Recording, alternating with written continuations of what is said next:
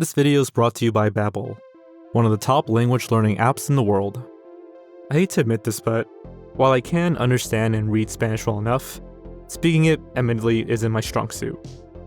And that sucks when I want to cover more Spanish mysteries like Obey the Walrus. Thankfully, that's where Babbel comes into play. Babbel teaches real-world conversations to prepare you for practical use, instead of asking where the biblioteca is. Their lessons are crafted by real language teachers and are scientifically proven to help you start speaking a new language in just 3 weeks. I really do have a Babbel account to practice speaking Spanish, and not just learning about translations. And if that's not enough, there's a 20-day money-back guarantee, so you can try it risk-free. So click the link in the description below to get 60% off your Babbel subscription. Again, click the link in the description below si quieres aprender un lengua nueva. Thanks to Babbel for sponsoring this video.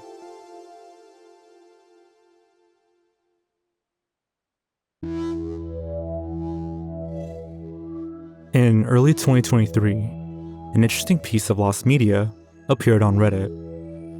A user named Jedi Rain stated that he found a 16mm film reel at an estate sale. The film canister was suspiciously labeled restricted. After purchasing and digitizing it, the Reddit user discovered that it contained never-before-seen footage of the Normandy invasion, in which the Allied forces invaded and freed France from Nazi Germany in World War II. In their own words, "As far as I can tell, this is unseen footage. The film appears to show the aftermath of the initial invasion of Normandy. I am in contact with the executive director at the Juno Beach Center. They will be accepting the film as a donation. It is exciting to see it going to a museum. Thank you all for the expertise, help, and appreciation for history."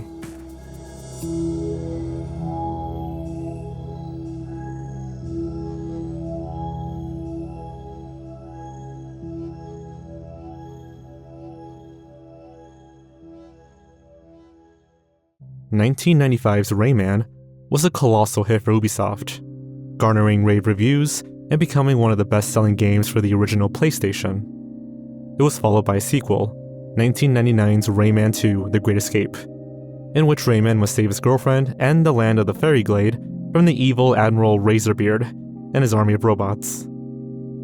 Likewise, this game was massively acclaimed, cementing Rayman as a staple in video game history. During the development of this game, an animated short was produced called Rayman's Training. Not much was known about its plot, and no one seemed to have owned a copy besides Ubisoft. They used brief snippets of the short in several of their advertisements for other Rayman games, giving fans a small glimpse of the missing short. From here on out, things only get stranger. It was discovered that Rayman's Training was listed on the website of the French National Audiovisual Institute. The archive webpage gives many details of the missing short, such as a broadcast date of 1998 and a runtime of 2 minutes and 50 seconds. It was also revealed that it screened at the Imagina 1998 Film Festival. Might they have a copy? Searchers attempted to contact Imagina to inquire about Rayman's Training, but to no avail. Their messages went unanswered, and the search stalled. It wouldn't be until 2022 when the short was randomly found within the game files of a prototype. Beyond Good and Evil is a 2003 Ubisoft game developed by Michael Ansel, who also created Rayman.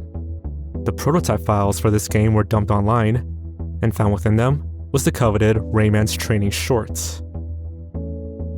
Strangely, the animation is of very low quality and contains no audio. It's also a minute shorter than what was listed in the French National Audiovisual Institute, so there's likely still more to find. Still, this was a huge discovery for the Rayman community, and one of the oddest ones on this list.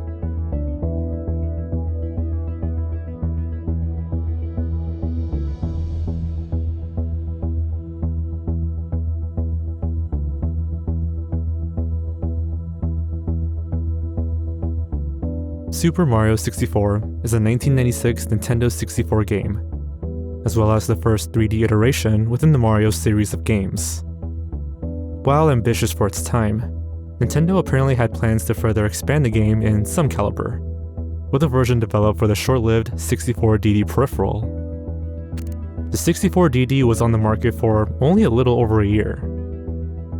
It was only available in Japan, and could only be purchased through a mail-order service. Long story short, Nintendo initially had big plans for the add-on, including expansions to already existing N64 titles. This was the case for many Nintendo 64 games, as 64DD expansions of Ocarina of Time and F-Zero X were in development as well, with the latter being the only one to see an official release. Super Mario 64 DD was presented as a demo at Space World 1996, and footage does exist. It was covered in magazines at the time as well, with many claiming that the game would be a direct sequel to Super Mario 64. Another big rumor was that this updated version would have Luigi as a playable character, as well as multiplayer support, aiding the L is real rumor of the time. The 64DD was discontinued in February of 2001, with Super Mario 64DD fading into obscurity. That's until decades later, in 2014, when an unexpected discovery was made at a Japanese thrift store of all places. In 2014, a French collector came across the prototype game disc while at a secondhand store in Japan. How and why the game ended up being there remains completely unknown, though they proceeded to purchase it and provide gameplay footage online. The collector, known as AFONFGV, or Jimmy130, would go on to dump the ROM and provide it to 64dd.org. Despite all those aforementioned rumors, the game is pretty much the same as the original Super Mario 64, with the only noteworthy differences being improved textures, different music in Peach's castle, and some bugs during the Wiggler boss in Tiny Huge Island, as well as the game's official title being revealed as Super Mario Disc version. It's possible that other discs and builds exist, as this specific one recovered is dated 1999.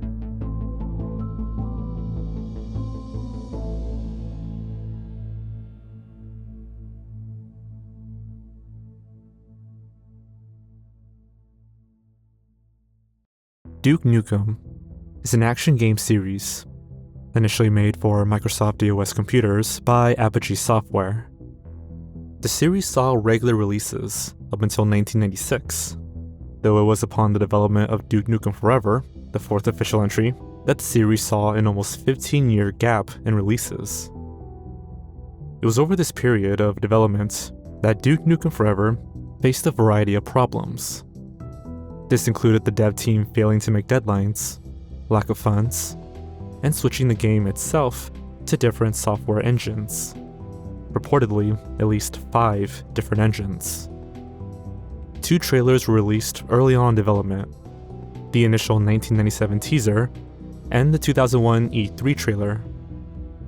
After that, the project appeared to fall into development hell. Finally, 3D Realms, Forever's original developer, had gone under, and the development team disbanded completely. In 2010, however, Gearbox Studios had obtained the rights and resumed development. Now, despite everything, the game did see an official release in 2011, only 1 year following the Gearbox acquisition. It went as one would expect, and Duke Nukem Forever was heavily panned. The end result looked nothing like what was revealed during that 1998 E3 showing. Because of this, most fans don't believe the 2011 release to be the true Duke Nukem Forever. Many fans speculated on what could have been, and how much was able to be completed by 3D Realms. It may be this online speculation that eventually resulted in the bizarre circumstances of how the game eventually was found. on May 8th, 2022, a video was uploaded to 4chan by a hacking group known as X0R_JMP. This video contained never-before-seen gameplay of the 2001 build of Duke Nukem Forever. Included was a message saying, quote, "Duke is coming. Here's a taste. Happy Mother's Day." The group claimed they would leak the entire ROM in June.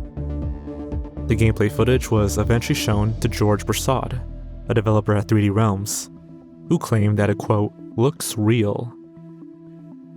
Though he had no interest in discussing the build further, Prasad also added that he had no idea who was able to obtain this footage. Only 2 days later, on May 10th, the full 2001 build ended up being fully leaked. Then, on Christmas Day of the same year, the same hacking group would release a 1996 build of Duke Nukem Forever as well, once again with no information on where or how this happened. Interestingly, this build is a 2D side-scroller rather than a first-person shooter. The 2001 build recovered remains in an incredibly unfinished state. Gameplay videos available online show how expansive this build really is.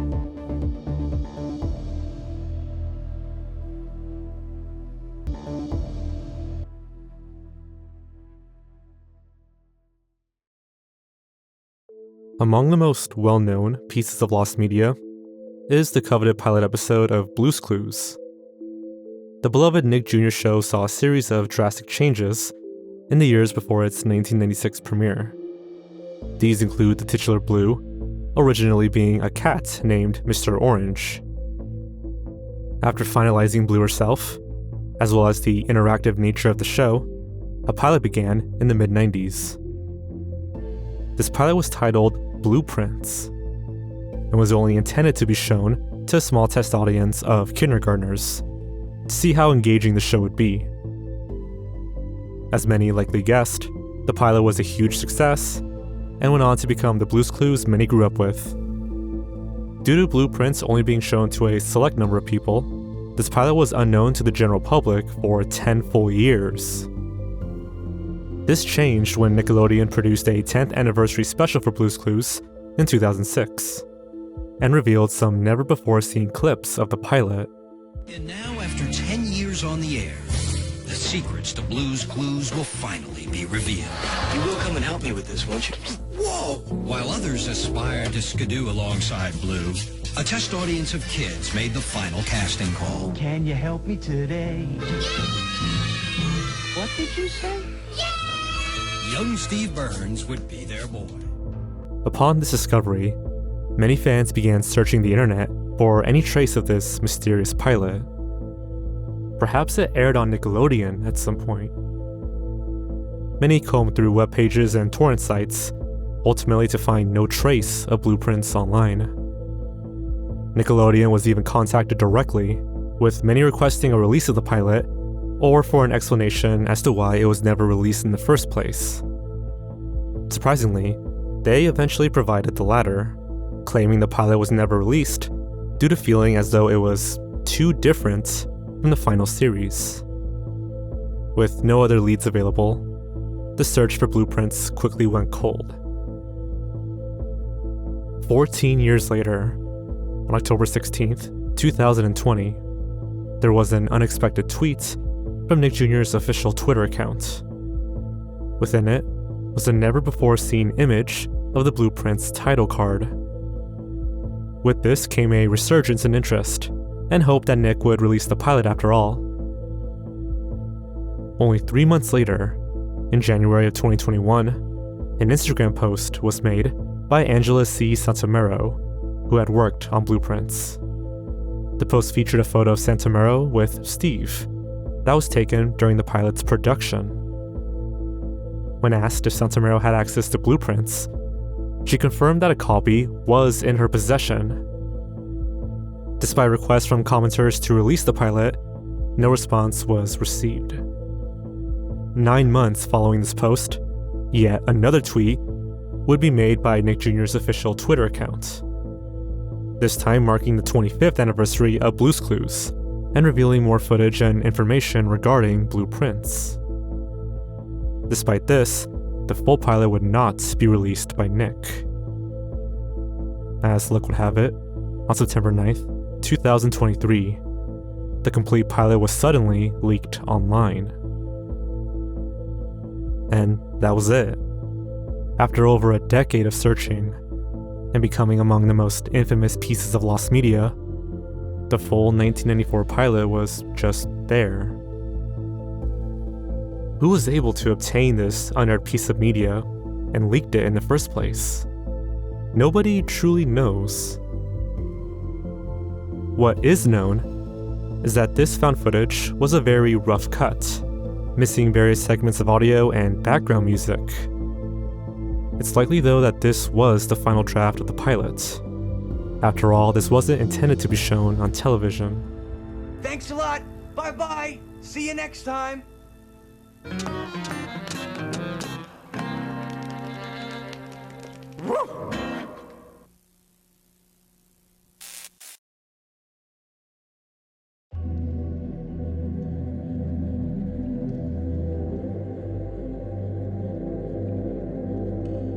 Bubble Guppies is yet another well-known Nick Jr. show.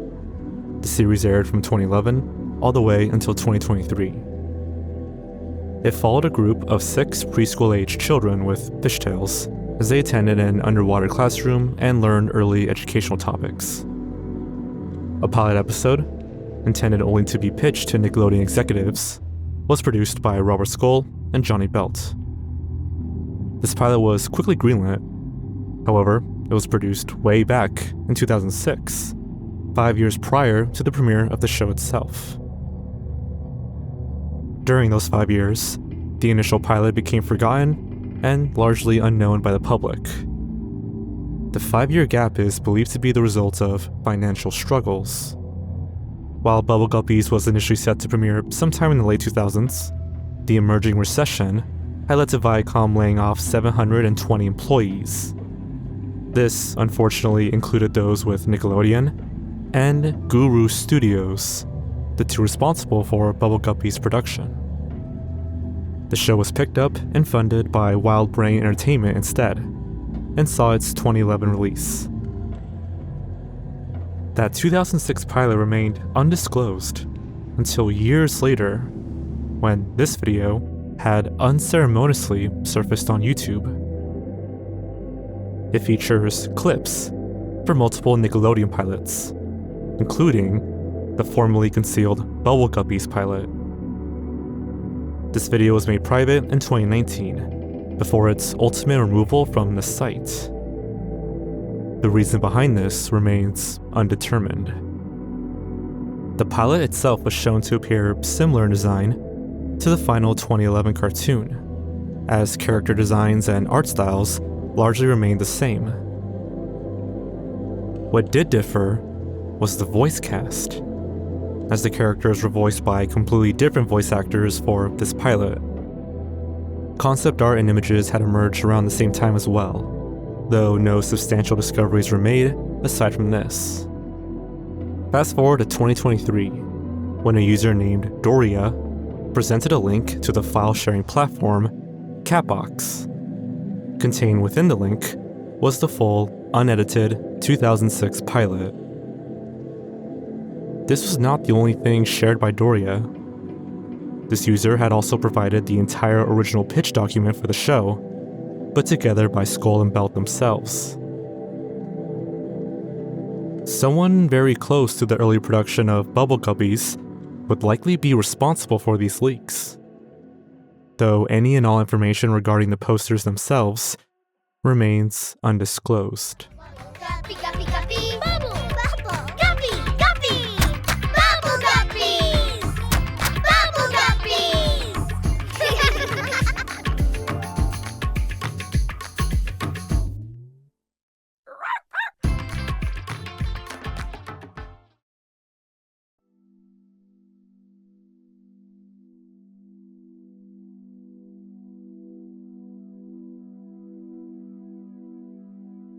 Shanghai was one of those quirky episodes of early SpongeBob. The plot follows SpongeBob, Patrick, and Squidward as they encounter the Flying Dutchman. They become part of his ghostly crew. Except for Squidward, he's thrown in the Fly of Despair, and the group traverses Bikini Bottom to scare people. SpongeBob and Patrick aren't good at being scary. So the Dutchman fires them from his crew and plans to eat them. After escaping through the perfume department, the two steal the Dutchman's beloved dining sock. In exchange for the sock, the Dutchman offers SpongeBob and Patrick 3 wishes. The first wish gets wasted by Patrick pretty quickly. The second wish, made by SpongeBob, is to retrieve Squidward from his safe home. The final wish is to turn the Flying Dutchman into a vegetarian, preventing him from eating SpongeBob, Patrick, and Squidward. He still tries to anyway, and the episode has one of the trippiest endings ever. The televised version of this episode had SpongeBob making the final wish, but this wasn't always the case. When the episode premiered, Patchy the Pirate gave viewers the opportunity to vote on who made the final wish, SpongeBob, Patrick, or Squidward. It's call-in and vote time! You get to choose how our cartoon ends today, via the phone or the internet, if you're technologically inclined. So, when I tell you to, call the number that's scrolling down there at the bottom of the screen, 1-800-624-4094, or go to nick.com. Hey, no, not now! Don't call till I tell you to. Roll the cartoon! Now, remember to vote at the end, because... Therefore, 3 alternate endings to this episode were made. Of course, SpongeBob won, and his ending became the only one shown in future reruns. Had Patrick won, he would have wished for gum that never loses its flavor. As for Squidward, he would have wished to have never met SpongeBob and Patrick. While all 3 endings are viewable, the Patchy segments announcing Patrick and Squidward's endings were never released, and became lost for some time. In 2016, YouTube user Dark Lucario 3000 uploaded these segments online in Spanish. In 2023, Twitter user Lamel Paizo uploaded a recording of Squidward's Patchy segments in English. Now, according to the Lost Media Wiki, in 2023, a YouTube channel named Nautical Nonsense uploaded Patrick's Patchy segments in English. Apparently, this footage was sourced from a user on Discord with access to SpongeBob's production tapes. However, the original post has since been deleted.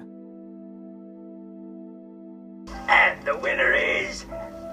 Wait a sec, this must be a mistake. But the numbers don't lie. Believe it or not, the winner is... Squidward. So go ahead, relax, and enjoy our most requested ending, Squidward style.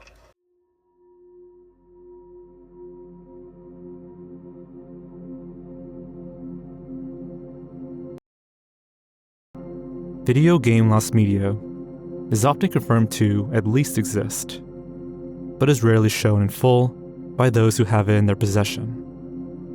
Marble Madness 2 is no exception. Intended for a 1991 release by Atari, a number of arcade cabinets have been confirmed to have been made. Even unique art and promotional material were created for the game. While the reason for cancellation remains unknown, it is commonly inferred that Atari was planning on entering the home console market and lost interest in arcade cabinets. It's also been speculated that Atari wanted to take advantage of the rise in popularity of fighting games. It's unknown what became of every Marble Madness 2 cabinet. However, over the years, a handful of collectors have come forward claiming to own a Marble Madness 2 cabinet themselves. At least 3, to be exact. Despite this, none of these collectors had been compliant when asked to dump the ROM or at least share gameplay. Reluctancy is often observed in gaming collector circles, due to a possible decrease in value. Though, eventually, on May 21st of 2022, a ROM file containing Marble Madness 2 in full unexpectedly emerged on archive.org with no further information. Software archival project MAME had wasted no time in preserving the game nonetheless. The uploader's username was Dank2079. So, who was this user?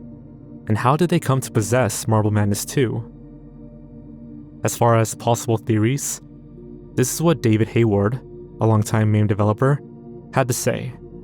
Quote, "I think the most likely explanation is the simplest. A PCB turned up, the owner dumped the ROM data from it, and put it on the Internet Archive, not wanting the attention it would bring with a more public announcement."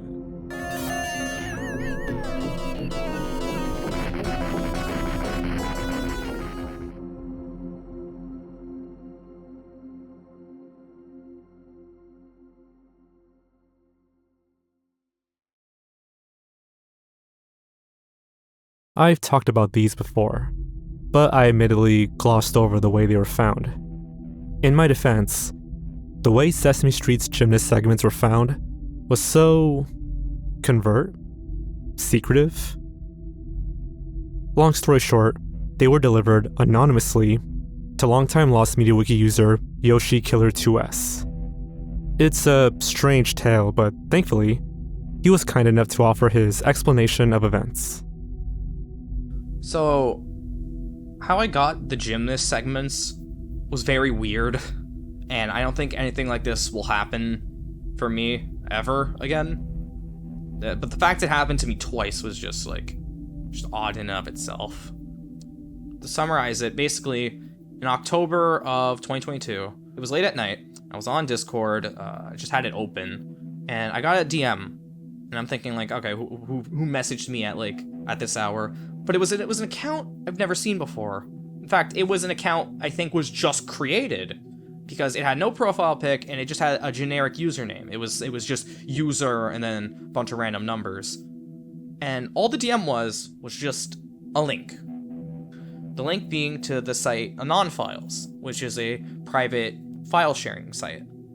So, me not thinking because it's late at night, I click on the link, and the link was it was 6 MP4 files, but it was something, they were all listed something generic like pencil, ketchup, kitten, and I didn't know what these were.